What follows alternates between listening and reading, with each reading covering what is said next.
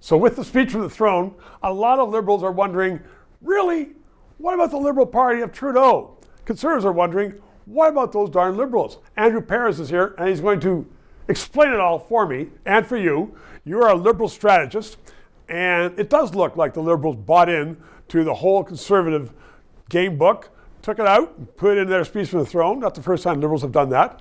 But really, it's throwing politics in Canada upside down, topsy-turvy. No one knows who's who anymore. It is, and I made a post on social media recently arguing that Mark Carney is the true heir to the progressive conservative tradition, a party that's been defunct for more than 20 years now. Right.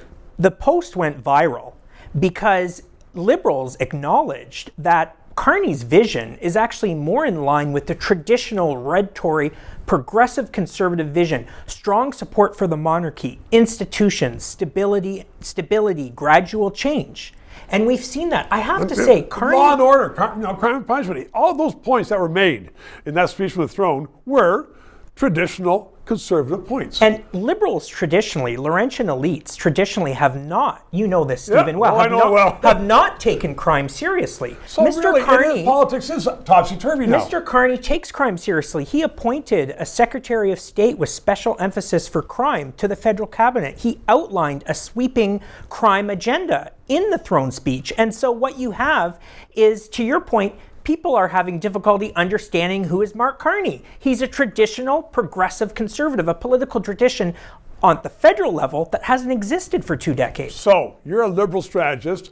If you were advising the Conservative Party, what are they going to do? The Liberals just took all their platform. They're in big trouble, Stephen. Their leader doesn't have a seat. He ran a campaign He'll get a seat, though. I thought he ran a campaign that was outside the Canadian mainstream. And he has a chief opponent who has pivoted the Liberal Party to the center, if not the center right, on economics and crime. How can you support that as someone who supported the Trudeau government and all of its policies, and now you just admitted it's gone to the right?